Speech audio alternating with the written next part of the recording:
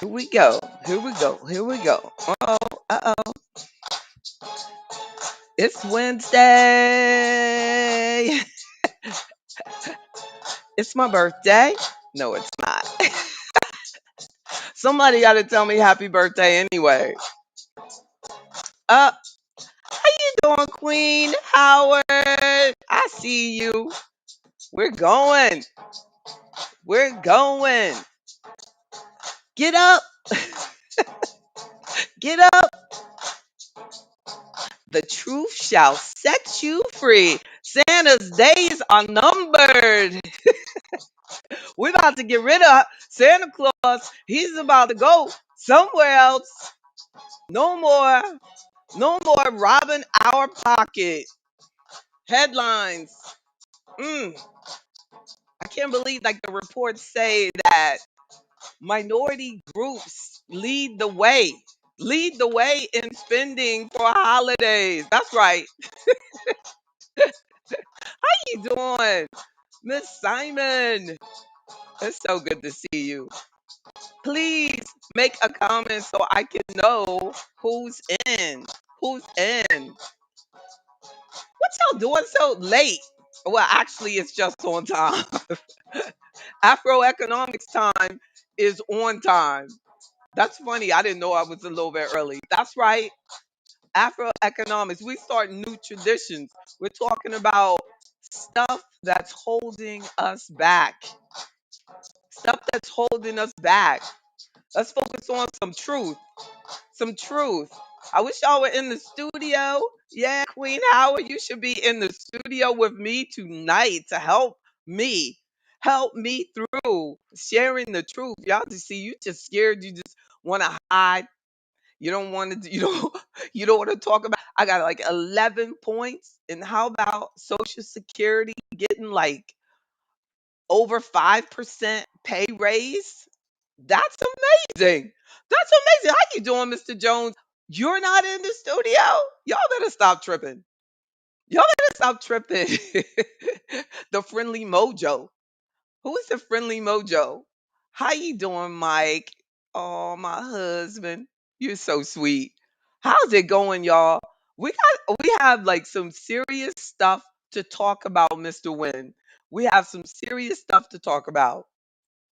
We got to talk about the BS that's holding us back. What is robbing your wallet?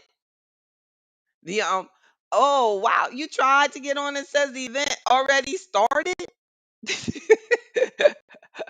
Yeah, but that doesn't mean that's still supposed to like let you in. Like that doesn't you can come in anytime. That's amazing. Try again. Let me make them like keep trying. That's it's something. It has to be something. It has to be something wrong with it. But I don't know. And don't make me like start something because they were trying to hold us back from getting these key points. Key points. Yeah, and I'm not, I was starting to go look, I went in there and I'm like, "Oh, I'm going to try to do it." But let me see like if mm, I don't know what I can do. Like it's just always something. Let me see like this. Let me see. If I go, I'm here and it's on plus and then it says allow view and then I did it and you can try again because we're going and I need you inside so that we can talk about these. I have at least 12 habits that are not serving us, in addition to accepting the reality that Santa Claus is gone. He's gone. He's a fraud.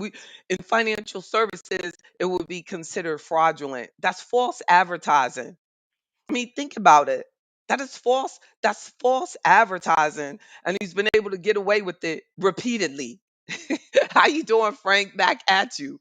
The somebody else tell me if they tried to get into the studio, because sure I want you in the studio because we have to talk these things. It would be nice for us to talk these things through together so that when you all think, well, at least give me via text on your chat, tell me if you agree with these 12 things that I'm going to list and include and discuss on how I feel that these are habits that we got to let go.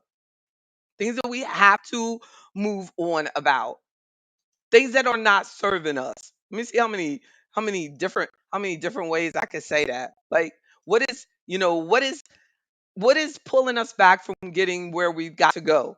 I know the other night, the other day, the other afternoon, and I was on Carl Nelson, and we were talking about, like, adjusting our lifestyle so that we could save more money. And I was talking about, like, there's two. Wow. Stay with me, Mr. Jones. That's amazing. It's always something. I think I got it right, and I'm like, oh, I got it right. And oh, you know what? It could be something like that. That it maybe it is, if it has to start, and I should have started it like early. I don't know. I had to look in the fine print. How early do they have to come into the studio to get into the studio with me, because I want to open my studio door and that you could come in at any time. So let's stay with me right there. Let's go with number one. Number one mistake that I feel, in addition to the fact that we're allowing the children to think that there's a Santa Claus, that parents say this word, that if their parents, like, they go, well, my parents couldn't do it for me, so because my parents couldn't do it for me, I feel that I have to do it for my child. Do you know, like, for example, just because you can afford it, it doesn't mean that you should do it. You can't expect your child to become strong, disciplined, work ethic, and all of that, and you don't give them the opportunity to become the person that you are if you give them everything. So I think that one of the key things that are holding us back is that you are in a position to do more for your kids, so you feel like you have to do more for your kids because you did it. Like, I never had a car until after I graduated, Ms. Galloway. You know, I didn't get a vehicle till I had a degree and a job, and I went to get the car myself because my father was like, I'm not going to co-sign, and you're going to have to do it yourself. But then my daughter's father had a totally different mentality. And I said, no, she shouldn't have a car, while she's in college, because I remember, unfortunately, I have this stereotype that people who have cars don't do their work. Because I know that if I had a car, I would have done more traveling around. I would have been going places. I would have partied more. People that have cars are very popular and things like that in college, or even in high school. Like, now people have even their own cars in high school because the parents don't want to pick up the kid, and they want the child to, they don't want to have to go and do these things. But when my daughter had after school activities, I picked her up myself. Like, but now we're under this understanding that just because you can do it, you think you should do it. But is it still the smartest? Even just from a safety perspective, is that really the smartest thing for us to do? If I could have changed things, I would have changed it, like, drastically. I would not have, wanted my daughter to be, you know what I mean, to have a car right now. But she does because her father got the car, and of course we were divorced, and I wasn't able to say no. And it took quite of an adjustment. It was very humbling, and everything. But you have to realize that your value systems might not be shared by your ex-husband or even your current husband. Fortunately, now I'm married, and we have the similar, not the same, but similar financial priorities. Praise God. Miss Fleming said, I agree that the mindset, a lot of us think that, I agree, it takes away their ability to learn how to hustle and make things happen. Exactly. The fact that I can share that story, that I went through college, got a job right out of college, and then I got a car right out of college, and I got an apartment right out of college because I got the job. No, but I think that when it's like, oh no, I'm gonna get this, I'm gonna make that happen for you. You're not gonna have to work. Does it make them stronger? Does it make them weaker? I have to think about that. Why that's number one, I do not know. But I just feel that we feel like just because you can do something, that you have to do it. It never came to my mind that, oh, just because I can pay $200-300 for a car payment, you know what I mean, that I should she should have it. No, my thing is, how trying to make sure that tuition gets paid, trying to make sure that all the other needs get paid. Car, should there's a bus that comes right on campus.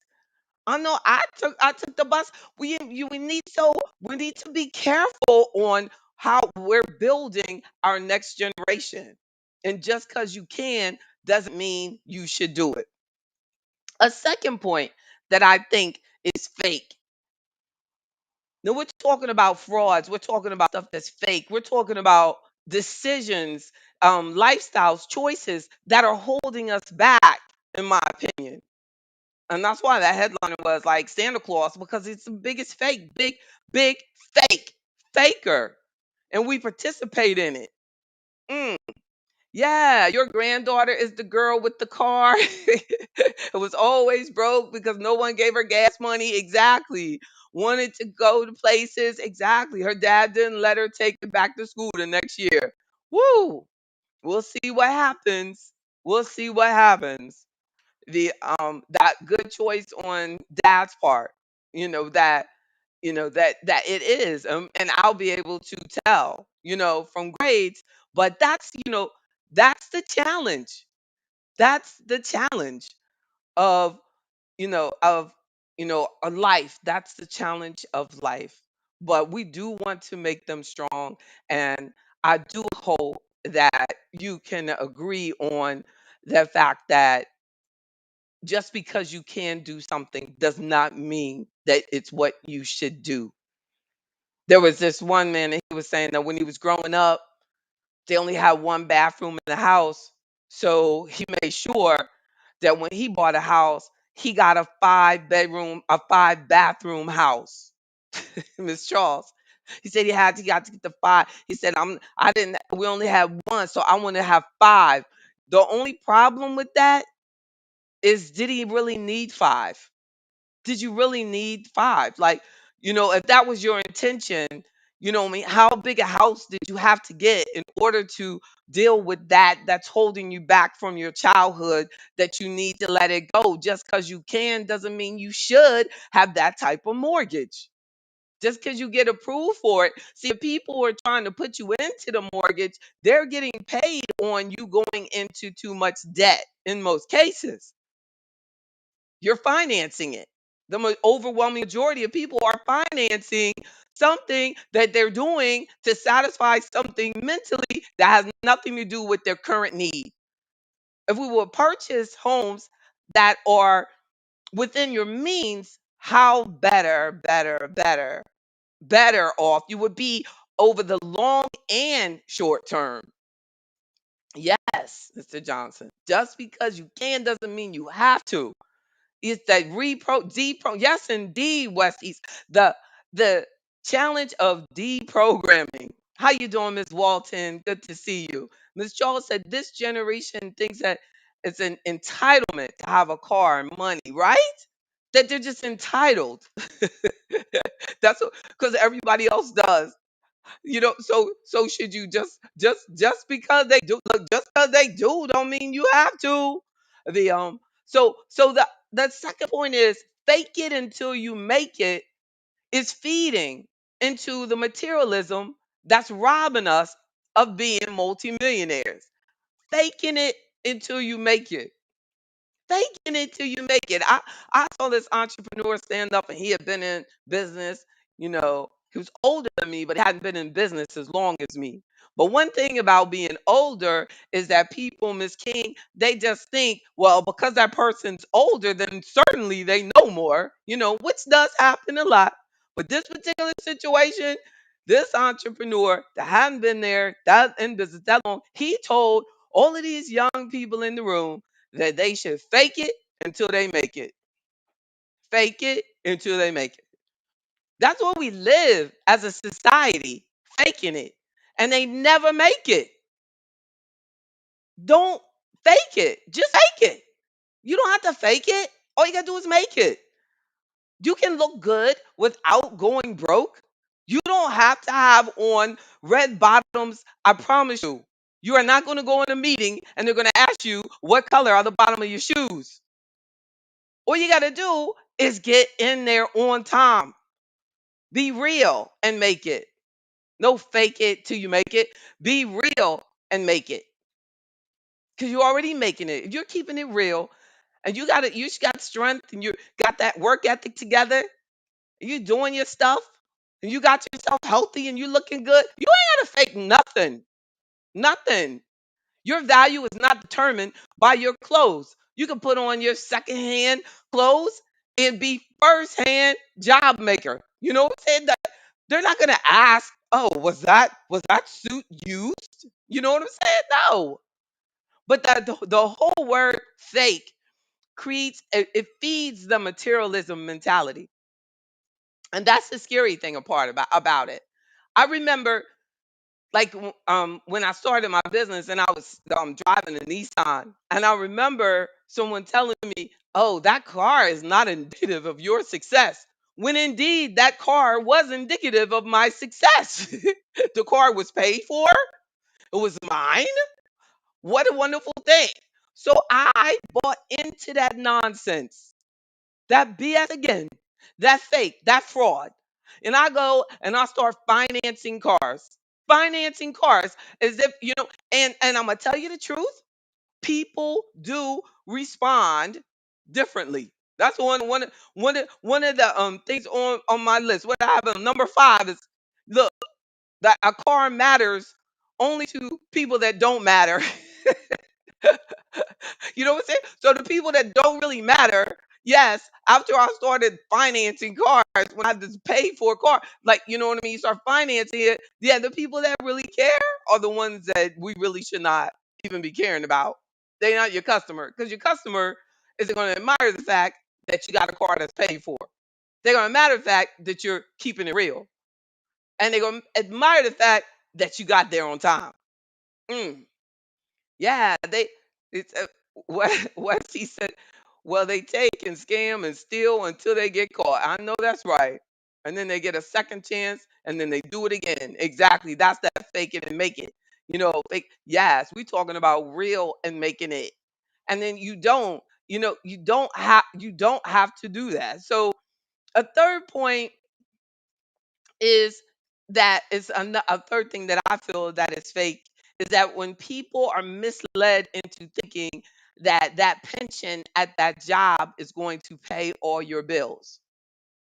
So they'll stay at the job with the pension, forever, because they'll feel like it's going to, what I mean, this job has a pension, but they don't even know the details on the pension. They don't even know that the pension is only giving you a 1% return, or they're only doing, you have to put in 1% and they're matching 1%.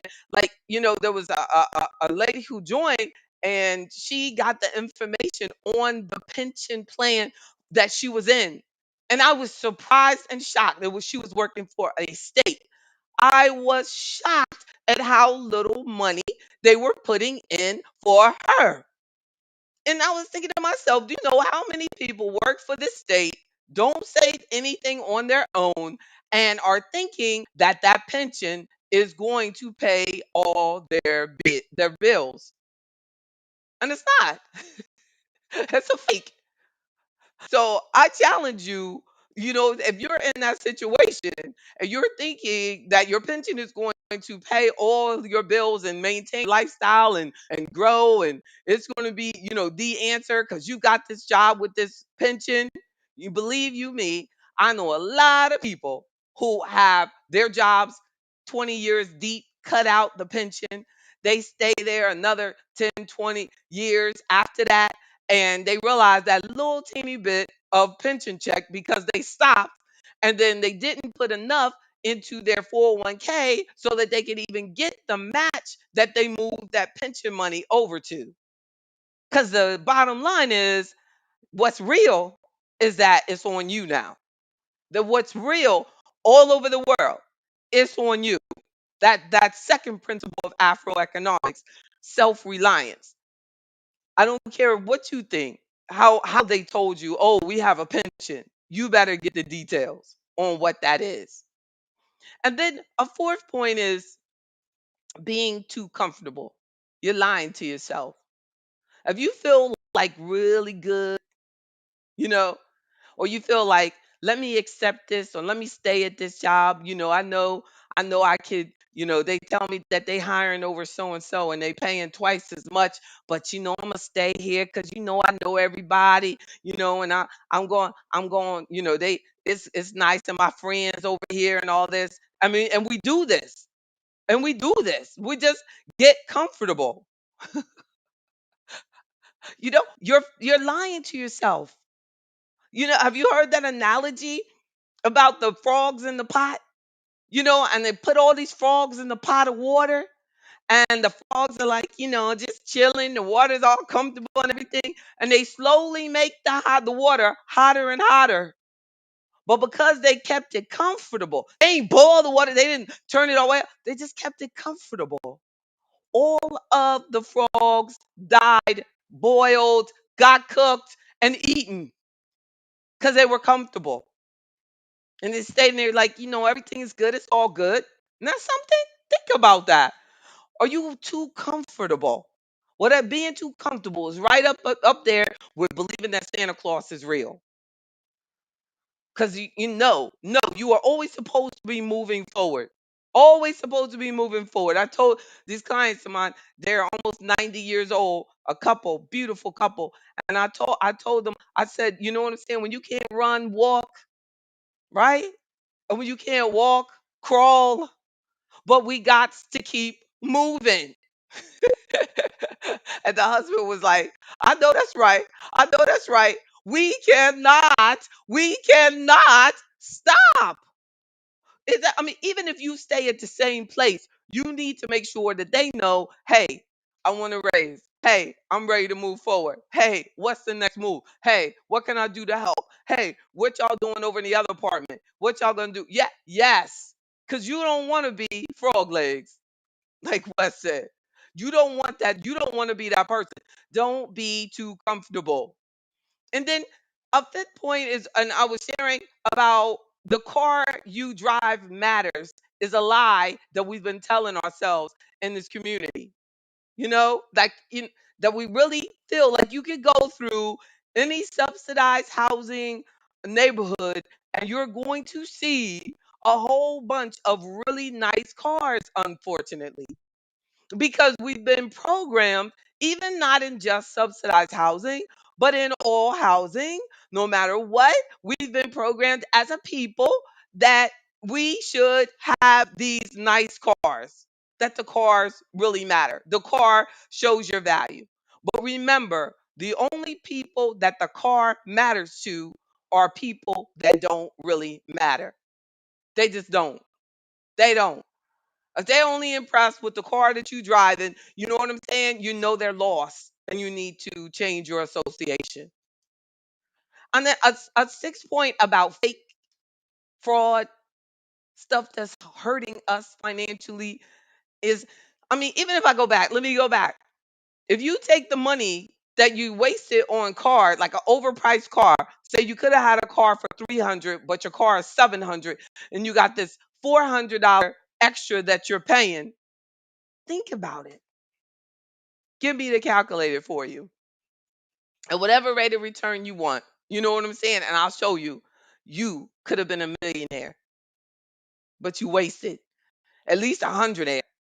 The money that you could have had for yourself if you had just made different decisions about that. And we don't take it seriously enough. We just think, oh, it doesn't matter. Everybody gotta have, you know what I mean? Those things that are robbing us. You gotta have a car. Yeah, you gotta have a car, but you don't have to have a Benz. You don't have to have a BMW. You don't have to be robbed. You don't even have to have a used one. That's the one.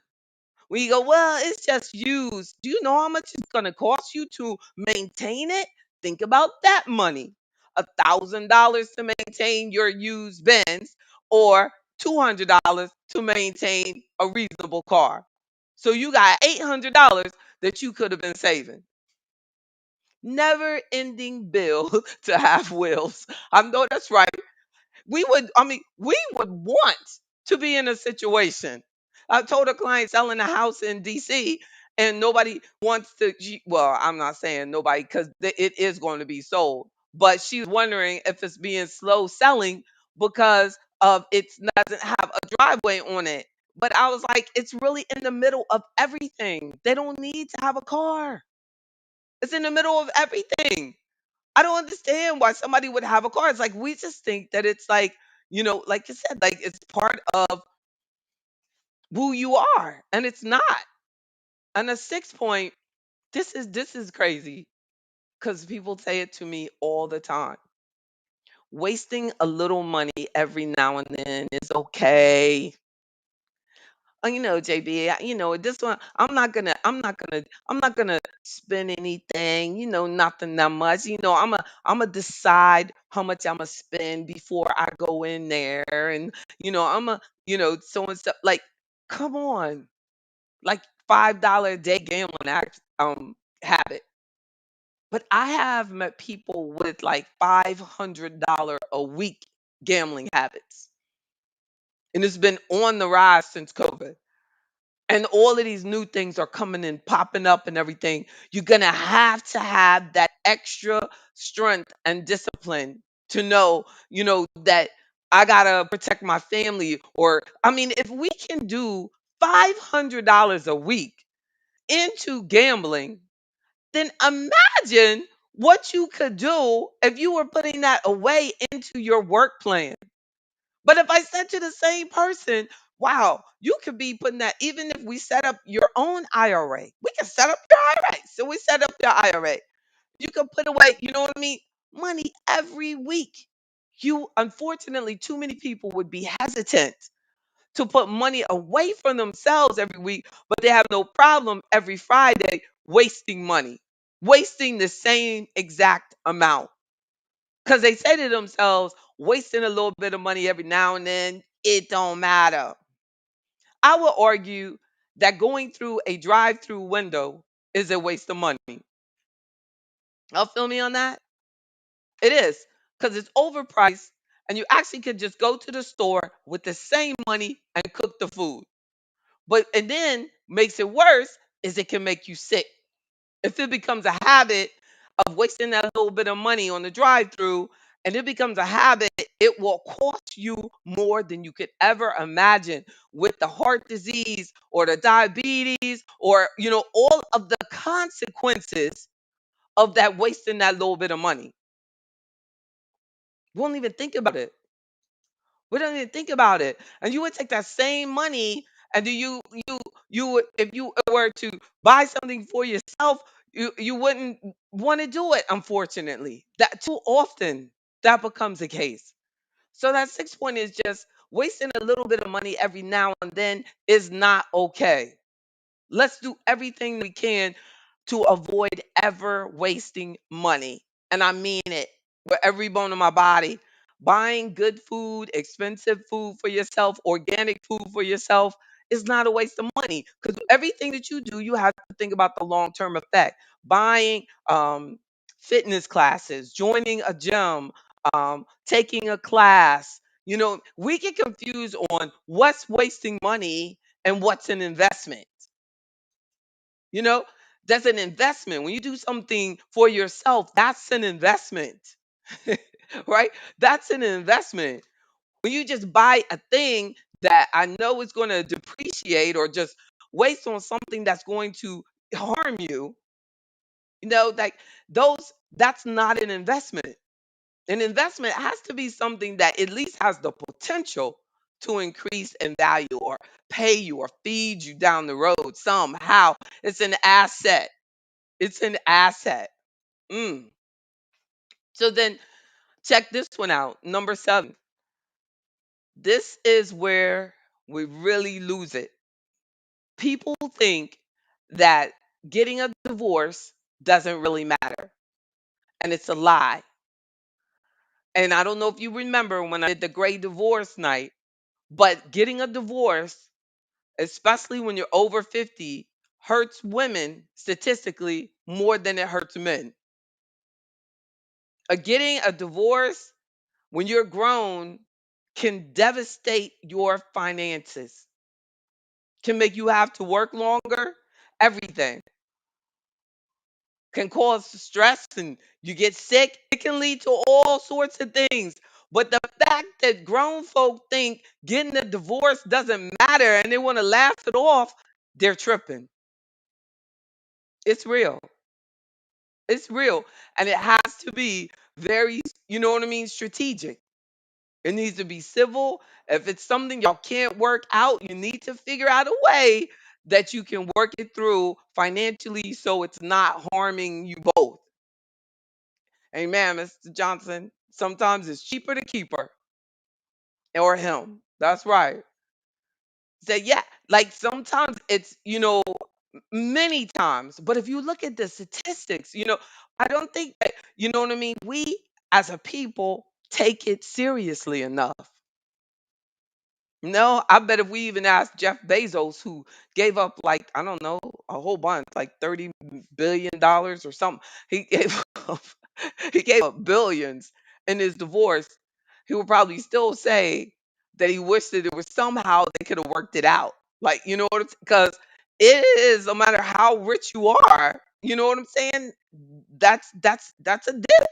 That's a dip. Not to even think about like emotionally, when they did research, they found that executives of companies that were of like investors, hedge fund managers, they did a study on, I think it was in Forbes, their performance went down the year after their divorce. Yeah, like it impacted their job performance. So it's probably like the clients are like, were scared. Like not, I mean, think about the people that did they did the research, who did the research on. They were like, "Oh, let's see. Let's look at this variable."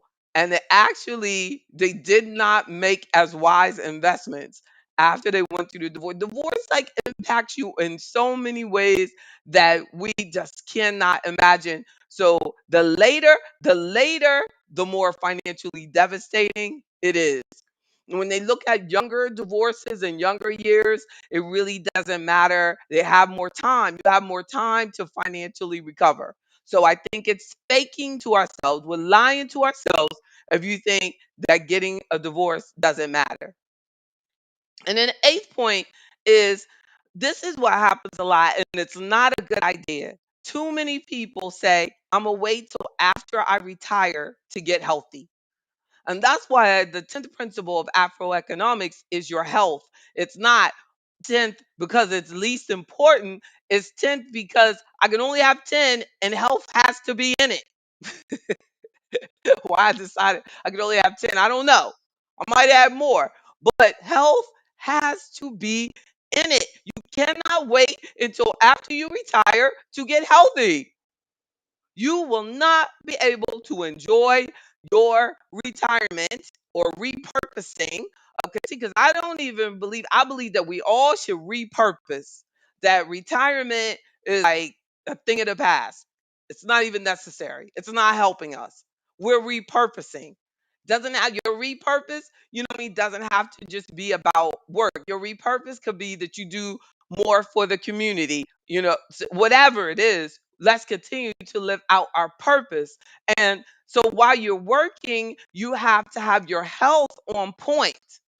Make your health a priority while you're working. Don't lie to yourself and say, I'll get to that later. Or when when I'm not working, I'll make sure I walk every day. No, do it now. We're doing a challenge now of 30 minutes every day for the rest of this year because it will become a habit and then that will be a part of Afroeconomics lifestyle after we continue to do this for at least 30 minutes every day of exercise. You can break it up in any increments, members. You know that. But we got to get it done. So that's the eighth point. Waiting until you retire to get healthy is a lie. You must get healthy today. And the ninth point, a big mistake, big mistake that we make is becoming a babysitter. Becoming a babysitter after you leave work when you know that you need to be making more money. You know that you need to be making more money, but you decided that you were going to become, a babysitter, and now the people that you babysit for aren't even making as much money as you were making when you were working. You feel me on this? Like you are underachieving. Now, and I can appreciate that somebody has to keep the grandchildren, and I get that. But if it's as far as wealth development, maybe the other person, like your child, your son or daughter, because they ain't making as much money as you. You just left work making twice as much money as they did to keep their child, and they making a fraction of what you make. They need to be staying home. I don't know. Or find a good daycare or something. But you realize like your people, you're giving up $100,000 so that they can go to work and make 15, 20, 30, 40, but you gave up 100,000. That's something to think about. That's something to think about, and a big mistake that many people make. And our 10th point is believing in Santa Claus is a big mistake. Allowing our kids to believe in Santa Claus is a big mistake. Research shows that minority groups lead the way in Santa Claus spending. But let's think about this. Let's think about this. Let's go to church for a minute. Jesus was homeless. Jesus was homeless. Who we helping? Who are we helping at Christmas? Buying all this stuff, like, you know what I'm saying, and just giving it to each other and stuff. And I mean, what particular part of our budget goes to taking care of the purpose behind Christmas? We have lost our black mind participating with this Santa Claus thing. We have got to get our mind back. And we cannot allow another generation to be lost in that nonsense. That is crazy. Like, we are supposed to be using our resources to help somebody. Now, if your kid needs some underwear, some clothes, this and that, that's good. Get the child what they need. That's what we're supposed to be focusing on. But as far as like giving and, stuff like that, like, we got to be bigger than this. We got to be bigger than this. I don't know where God is going with this, but we got to be bigger than this. I just know one thing. It's crazy. And I know I made the same mistake. I made the same mistake, but I didn't really spend any time telling.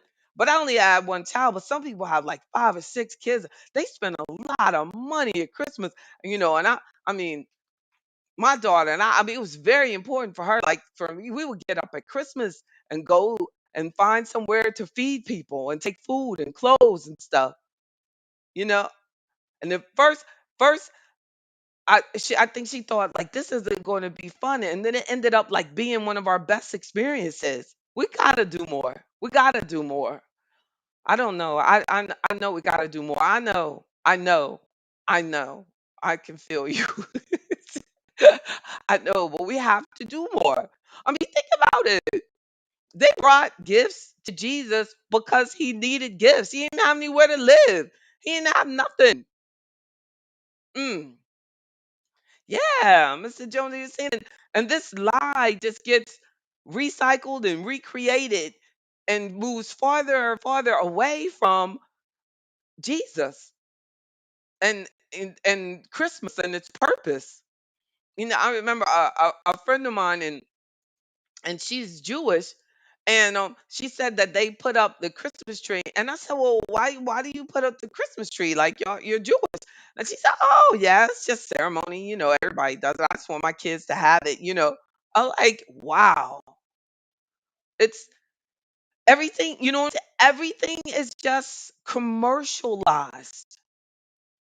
Don't make your kids feel like, you know what I mean, that they have to be participating in the Santa Claus and stuff. And, I mean, in a way, like, she was like, I keep my religion. She kept her stuff holy, but it was our stuff that was very commercialized. She was like, no, we don't do that. And ours, she had mad respect for her religion.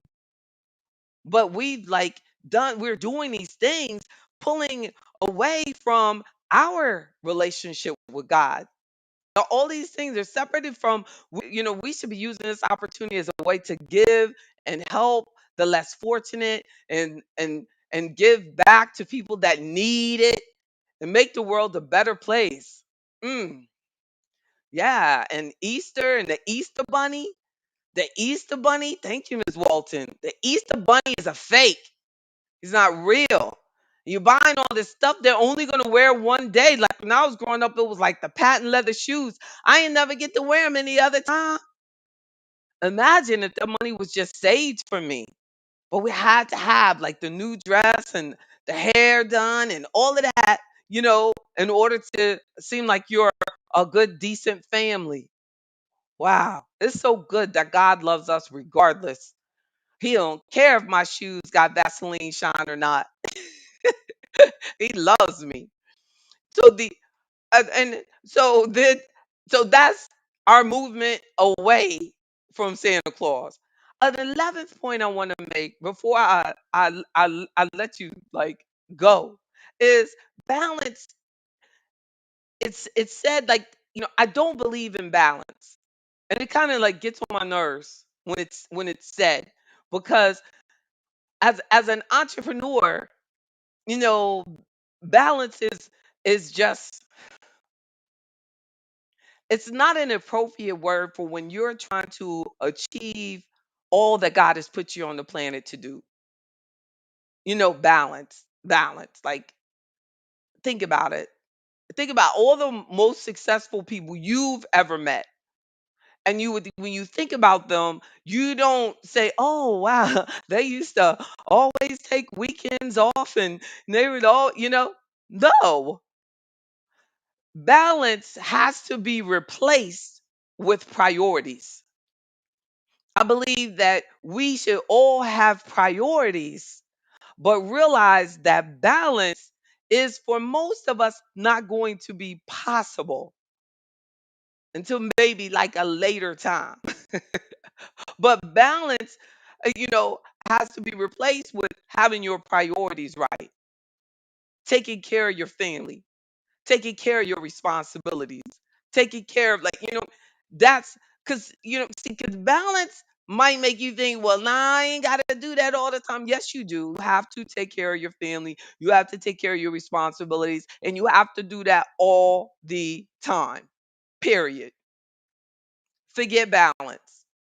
We got to work when we work. We have to keep our word when we keep our word. Balance would say, well, sometimes you just got to turn it off. No, no. If you've told someone that you would be there for them, you don't have the right to turn it off. Priorities. What's your priority? And it's not gonna hurt. It's not going to hurt. It's just that we've like with these, there's certain things that have been created now that to weaken us. You know what I mean? To make us feel that, oh, this, I mean, that whole term, and I don't remember that. There's this whole movement now of this vacation thing. Everybody takes a vacation. So when my thing is, if they're saying that black people don't have any wealth, then why is like everybody on a vacation? Somebody needs to really answer me that. Like, somebody's lying. There is a lot of money somewhere, and the statistics don't show it. Or, because I'm going to tell you the truth. People that really have the money to go on vacation, they not going. They're not going. I got clients with millions, millions chilling. I don't get it. Like, I don't get it. Like, don't let this stuff lie to you. You have to accumulate during the accumulation stage. Stop feeling like you are 65 when you're only 25. 65-year-olds have been saving for a long time.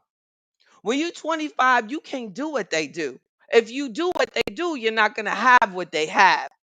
Because when they were where you are, they weren't doing what you do. Steve Harvey says, like, don't waste your 20s. There are so many people now who waste their 20s, they waste their 30s, they waste their 40s. Oh, exactly. Don't let the Joneses get you down. Thank you, Mr. Jones. Yes, trying to keep up with the Joneses. And that social media thing. Everybody got to go somewhere so that you can take a picture of you being somewhere. It's such a movement that it makes me not want to go anywhere. And if I went somewhere, I would not tell you. But I would tell you, members, but I wouldn't like this tell the general public, because it's just too much of a movement that it's anytime. I'm telling you, when you follow the herd, you are going to step in some shit. It's just gonna happen.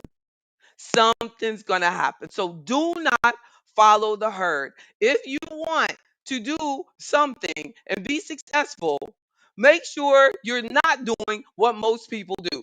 Most people waste their money. Most people believe in Santa Claus. Most people dress above their means. Most people buy houses more than what they can afford. Most people buy cars that they can't afford. Most of the people that you should be admiring, you don't know because they don't dress the way you want to. They don't live where you think they should. I honestly believe it. I always am like, people go to church and talk about how much they love Jesus and this and that. But if Jesus walked today, they wouldn't even talk to him because they wouldn't like the way he dressed. They wouldn't like the way his hair was. They wouldn't like the way he went to school. He wouldn't have no title. They wouldn't do it. Yes, indeed, Miss Daniel. Misappropriated funds. So don't do what everybody is doing. Do what you know is right. Trust your instincts. Dare to be uncomfortable. Get comfortable being uncomfortable so that when you need to be comfortable, you can be comfortable. Because if we're comfortable now, you better know that there's going to be some discomfort down the road. So be uncomfortable now when it doesn't matter. It doesn't matter. Mm, mm, mm. Can you really afford the habits that you have? Can you really afford to smoke weed all the time? Do you really have that kind of extra money? Do you really need to spend your hard earned money on a habit that's not serving you, that can end up costing you so much more? And I saw reports and it said that black people are still being arrested for marijuana, even in areas where it's legal. So we're over criminalized and we're falling for the trap. We're falling for the trap. I hope y'all saw that guy, the paraplegic guy. They grabbing his hair and dragging him out. Like, don't do anything that's going to cost you money to clean up. We have to run from doing anything that everybody else is doing. You know what I mean? Like we're allergic to it. I don't even like to eat sugar because I know everybody eats sugar. And when everybody eats sugar, then most people, unfortunately, are sick. Being sick cuts into your career, cuts into your wallet, cuts into everything. It's an expensive habit. And my final point, showing off. Showing off is a waste of money. Santa Claus is part of the whole show off movement. Showing off. You know, that's just show off mentality. We don't have to prove anything to anybody. We don't have to show anything. You don't have to prove yourself. You don't have to, show nobody how much money you got. You don't have to show them that you made it. You don't have to prove anything to anybody. You don't have to. No, you don't. We do not have to show off at all. Matter of fact, you do better by not showing off, being as humble as possible. Because some people will get mad at you just because you're showing off. They will get mad. Some people, I've seen some people help people. And the person they help get mad at them because they can help them. That's amazing. But I'm telling you, it happens a lot. And they go, well, what are they mad at me for? I was like, they're mad at you because they're mad that you can do it. They asked you for it, but they really wanted you to say, no, I don't have it. But you said, yeah, I got it. So now they mad at you because they're jealous of you because you could do it. So don't show off. Maybe you were better off saying, you know what, I don't have it. Don't have it. And when you're not show off, you can say that. But when you're show off and you really might not have it, and then they ask you because you're showing off, but you don't have it because you gotta pay for your show off. So then when you don't have it, they get mad at you also because they think you have it. They go, oh, they got all that, and they telling me they can't give me that because you see all this that they got, and they gonna tell me they don't have it. Wow. I'm glad we got this recorded. Cause this is some stuff God got coming out of me tonight. Like it was like this is seriously things that are real to me, things that we should stop doing. You know what I'm saying? Yeah, they mad at themselves. Things that we are accepting, behavior that we're allowing, things that we are doing, and we're doing it over and over like Santa Claus just because it's what we've always done. But it does not make it right.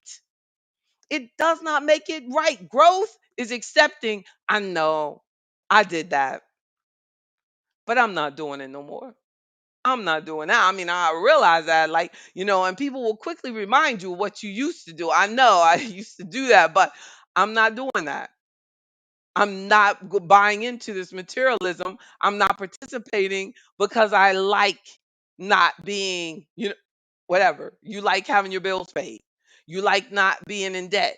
You like having your own money. You like whatever what you have to decide what you want because you're worthy of it. You're worthy of it. And in order for us to accomplish all that we want to do, we're going to have to make different choices. Where what you do today determines where you're going to be 2 months from now. Where you are right now is because of what you did 2 months ago. We are a representation of our past decisions, of our past decisions. So what we do right now is how you live next year. It's just hard to believe, but it's true. I appreciate you all. Please subscribe to my YouTube channel. Please share. And I would love for you to like. I'm on a movement. I'm trying to get a whopping 3,000 subscribers. It's the little things. It's the little things. Hey, amen. Ask for what you want. Right, Mr. Johnson? Ask and you shall receive. I'm asking you to subscribe, to share, to empower your family. I'm asking you to allow the next part of your life to be better. As the motivational speaker Eric Thomas says, may the rest of your life be the best of your life, right? I concur. Amen. Amen. That's so positive. That's so positive. Mr. Johnson said, I am a member of AfroEconomics. Come on, give me some more. Mr. Jones, you say the same. Indeed. It say the same. Miss Queen Howard say the same. That's our new slogan. Look at my AfroEconomic shirt. I'm going to get some more. I had these for a golf tournament.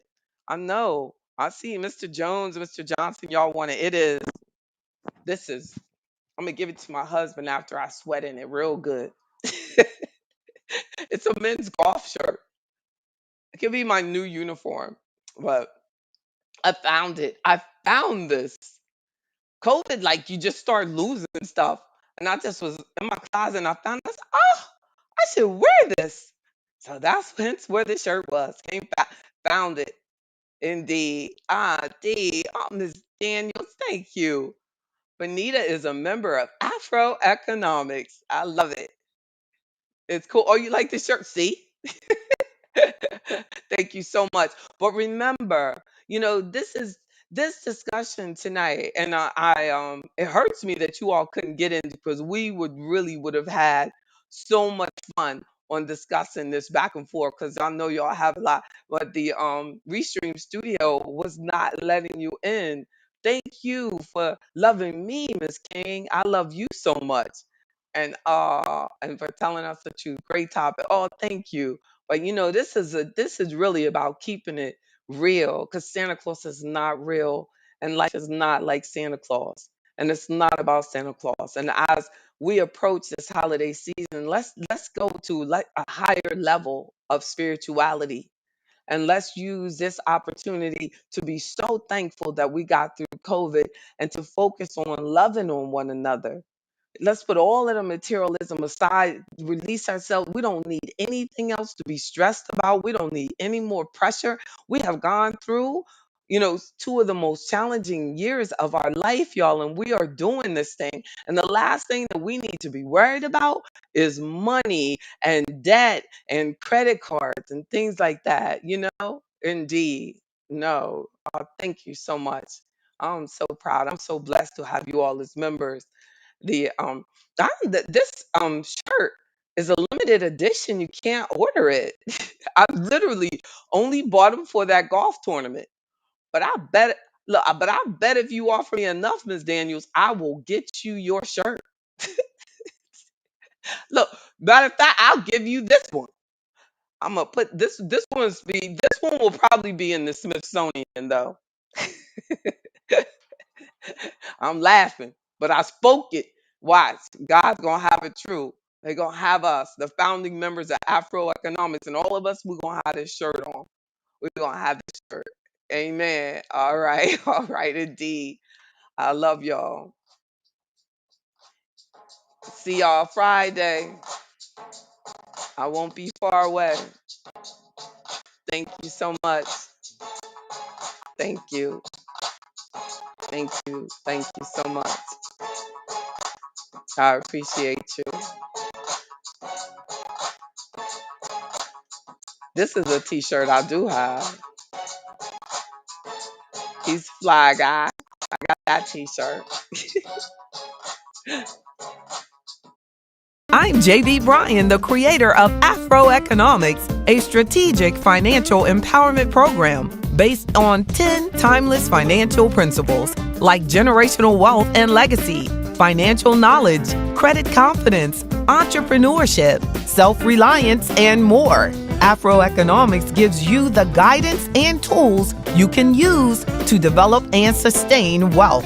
Check out AfroEconomics on your favorite social media platforms. You will find us everywhere. Plus, enjoy my weekly AfroEconomics podcast. There are many levels of AfroEconomics membership, including the free online access membership level called No Excuses. So make no excuses and check out AfroEconomics.com today. Powered by JB Bryan Financial Group, Incorporated, a registered investment advisory firm. Hashtag AfroEconomics.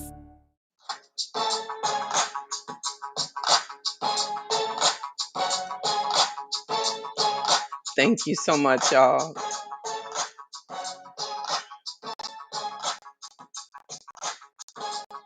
Have a good night. Love y'all. See you Friday morning, if not before. Good night. Good night. Amen. Good night.